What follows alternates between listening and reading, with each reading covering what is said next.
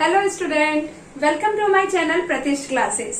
और आज हम सीखेंगे एनसीईआरटी का 9th स्टैंडर्ड का चैप्टर नंबर 4। क्या है वो? Linear equation in two variable.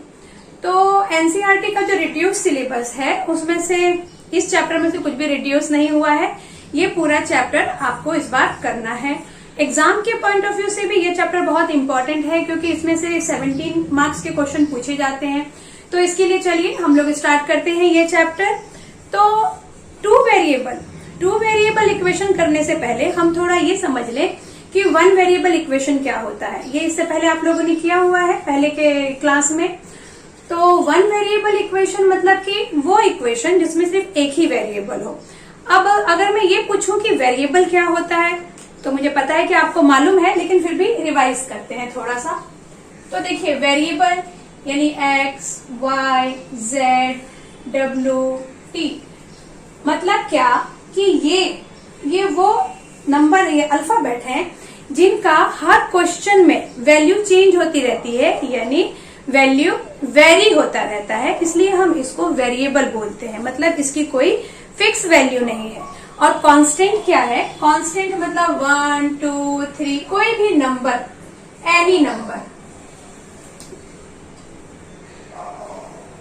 Any number is called constant. तो वन वेरिएबल इक्वेशन में क्या होगा? वन वेरिएबल इक्वेशन में हमने क्या पढ़ा है? जैसे कि लिखा है 2x + 3 = 0। यहाँ हम देख रहे हैं कि वेरिएबल सिर्फ एक ही है, तो ये है वन वेरिएबल इक्वेशन। और वन वेरिएबल इक्वेशन का स्टैंडर्ड फॉर्म क्या था? वो था ax + b = 0। यहाँ पे a और b ये क्या हो सकता है? a and b can be real number. a and b can be real number. a और b रियल नंबर हो सकते हैं। तो ये तो आप जानते ही होंगे कि रियल नंबर क्या होता है। रियल नंबर वो सारे नंबर जो हमने पढ़ा है, natural number, whole number, integer, rational number, irrational number, वो सब नंबर रियल नंबर है। ठीक है। अब आप सोच रहे होंगे कि फिर नॉन रियल क्या होगा? तो नॉन रियल नंबर कुछ इस टाइप से होता है, जैसे ये लिखा है -2, रूट के अंदर लिखा है -3। तो इस टाइप के जो नंबर होते हैं ये क्या होते हैं? ये होते हैं नॉन रियल नंबर। तो यहाँ पर हम लोग डिस्कस कर रहे थे वन वेरिएबल इक्वेशन में। तो वन वेरिएबल इक्वेशन में देख लिया आपने, ax + b = 0। इस टाइप का नंबर 2x या फिर √2x + √5 = 0, ये भी वन वेरिएबल इक्वेशन हो सकता है। तो चलिए फटाफट बुक लेके तैयार हो जाइए, हम करेंगे two variable equation, linear equation.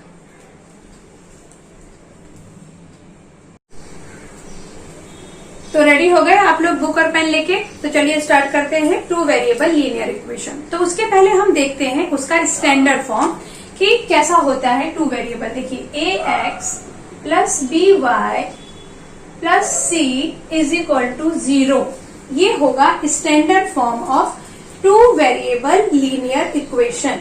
ये x और y यहाँ आप देख रहे हैं कि टू वेरिएबल है ये। उसके बाद यहाँ पर क्या नहीं होना चाहिए? a and b both should not be 0, should not be 0। a और b दोनों साथ में 0 नहीं होना चाहिए। either a और b can be 0 but they both should not be 0। उसके बाद और इसमें आपको क्या देखना है कि ये टू वेरिएबल है, a और b both should not be 0। और क्या होना चाहिए? a and b is real number.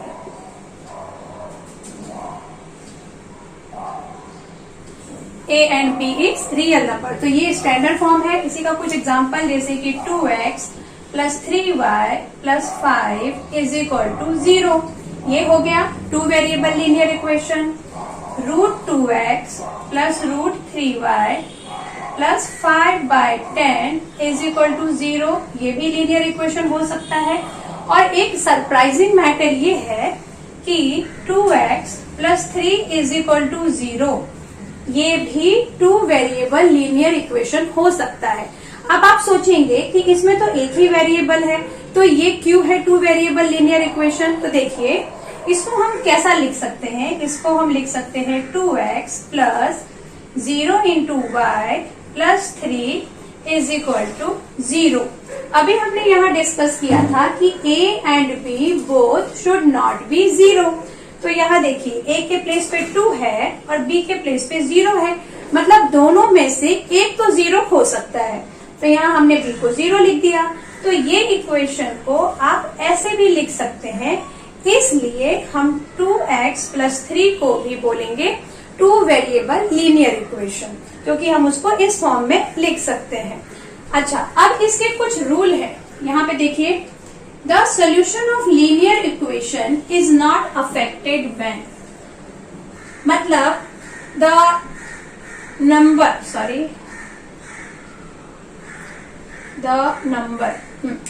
Number is added to और subtracted from both side of the equation. मतलब क्या हुआ इसका?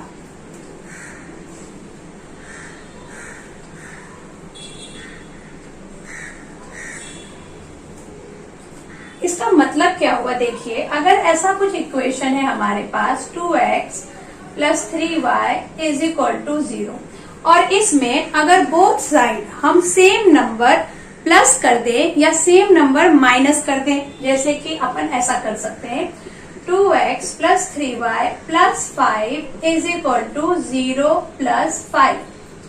दोनों तरफ हमने प्लस 5 कर दिया, या फिर हम अगर ऐसा लिख दें 2x plus 3y minus 5 is equal to 0 minus 5। दोनों तरफ हमने माइनस 5 कर दिया, तो इसके आंसर में कुछ भी फर्क नहीं आएगा।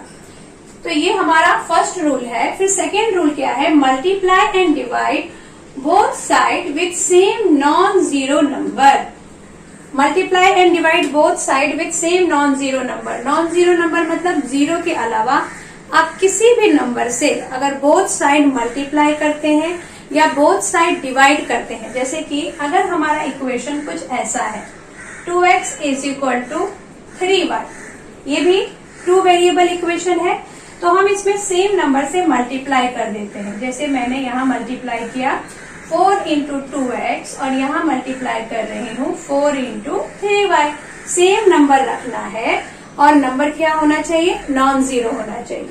तो 4 इंटू 2x 4 इंटू 3y, ये आंसर को चेंज नहीं करेगा।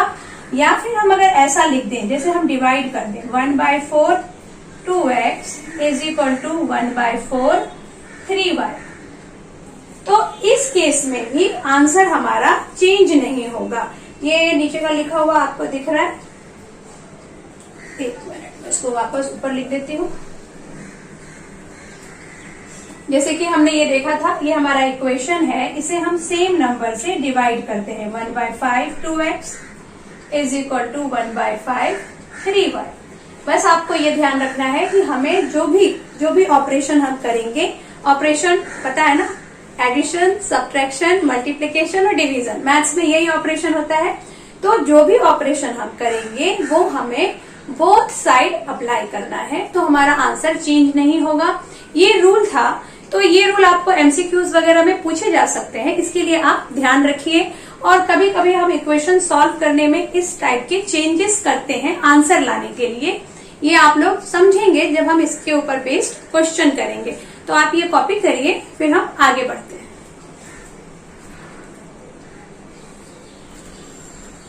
तो अब हम स्टार्ट करते हैं एक्सरसाइज 4.1। तो देखिए, एक्सरसाइज 4.1 में आपको फर्स्ट क्वेश्चन क्या है? The cost of notebook is twice the cost of a pen. Write a linear equation in two variable to represent this equation. यहाँ पे क्या बोल रहे हैं कि नोटबुक का कॉस्ट पेन के कॉस्ट से ट्वाइस है। ठीक है, ये आपको ध्यान देना है। तो अगर हमने मान लिया कि let pen cost of pen is x, तो नोटबुक का कॉस्ट कितना होगा? पेन के कॉस्ट को हम ट्वाइस कर दें, मतलब 2x। तो इसको हम कैसे लिखेंगे? Let cost of pen is x and cost of notebook is y। तो यहाँ पे हमें टू वेरिएबल इक्वेशन बनाना है, इसलिए हम क्या करेंगे, पेन का कॉस्ट 2 एज्यूम करेंगे और नोटबुक का कॉस्ट एज्यूम करेंगे y। और फिर हमारा इक्वेशन क्या बन जाएगा, इक्वेशन हो जाएगा हमारा x is equal to 2y, ऐसा x is equal to 2y। Cost of pen is x and the cost of notebook is y. The cost of notebook is twice the cost of pen ना। So equation क्या होगा, cost of notebook that is y and it is twice of cost of pen. So equation is y is equal to 2x. y is cost of notebook and x is cost of pen. तो हम इसको इस तरीके से लिख सकते हैं। उसके बाद हमारा जो सेकेंड क्वेश्चन है वो क्या है, express the following linear equation in the form ax plus B Y plus C is equal to 0 and then indicate the value A B C. समझ गए ना आप ये वाला, इस टाइप के क्वेश्चन तो आपने वन वेरिएबल इक्वेशन में भी किया है। तो चलिए हम इन सब क्वेश्चंस को सॉल्व करते हैं।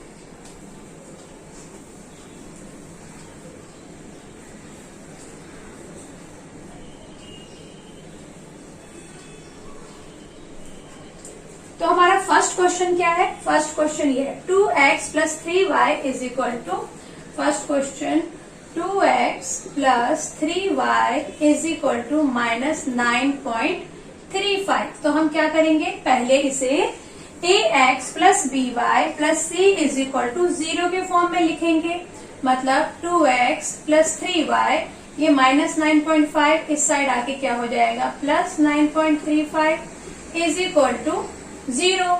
अब जब हम इसे कंपेयर कर रहे हैं तो हम क्या लिखेंगे, comparing with equation ax plus by plus c is equal to 0। जब हम इससे कंपेयर कर रहे हैं तो हमने क्या देखा कि at the place of a we have 2, at the place of b we have 3 and at the place of c we have 9.35. So write the answer. A is equal to 2, B is equal to 3 and C is equal to 9.35. Similarly, we will do the second question. Second question is what? Second question is x minus y by 5 minus 10 is equal to 0. तो देखो यहाँ पर जो ये y by 5 है, मतलब ये 5 fraction में है, तो first we have to do that, you have to write this equation in this form. So we have to multiply this x and this 10 by 5. So let's start. 5 को आपने x से multiply किया तो 5x minus y, then 5 multiply by 10 minus 50 is equal to, this 5 will multiply this 0 also and it will become 0. So our equation is 5x minus y plus 50. Now we are comparing with equation ax plus by plus c is equal to 0. And after comparing, what we got? We got a is equal to 5, b is equal to minus 1। यहाँ y के पास कोई number नहीं है तो हम minus 1 लिखेंगे and c is minus 50। तो ये आपको समझ में आ गया, ये आपने कॉपी कर लिया।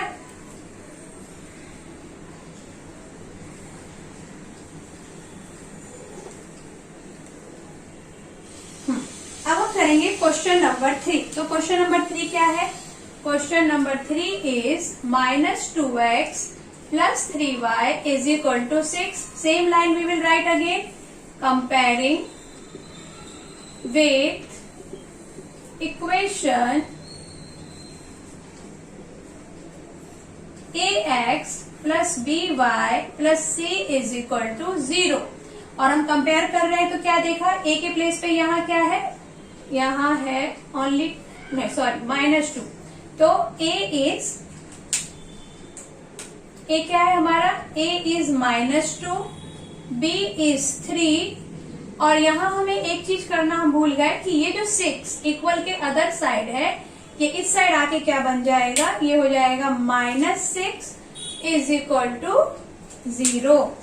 देखो यहाँ पे ये क्वेश्चन में क्या था, -2x plus 3y is equal to 6। तो ये 6 अभी राइट साइड में है, तो इससे पहले हमें लेफ्ट साइड में लाना है, तो 6 का साइन क्या होगा, माइनस, तो ये बन गया यहाँ पे -6 is equal to 0। So C is -6। ये क्वेश्चन नंबर 2 आप लोगों ने कॉपी कर ही लिया होगा। तो अब हम क्वेश्चन नंबर 4 करेंगे। तो हमारा क्वेश्चन नंबर 4 क्या था, 4 है x is equal to 3y। x is equal to 3y। तो ये देखो इसमें क्या होगा कि ये x है और 3y को हम इधर लेकर आएंगे, तो ये हो जाएगा -3y is equal to 0। Comparing with ax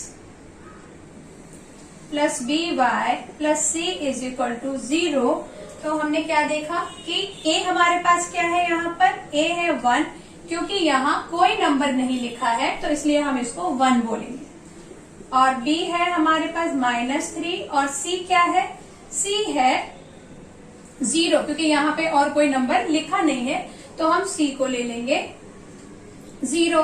तो इसी तरह से आप बाकी के क्वेश्चन भी इस एक्सरसाइज के कर सकते हैं। आई होप कि ये एक्सरसाइज आपको समझ में आ गया होगा। ये तो बहुत ही इजी एक्सरसाइज था। तो नेक्स्ट एक्सरसाइज हम नेक्स्ट लेक्चर में करेंगे। Okay, bye.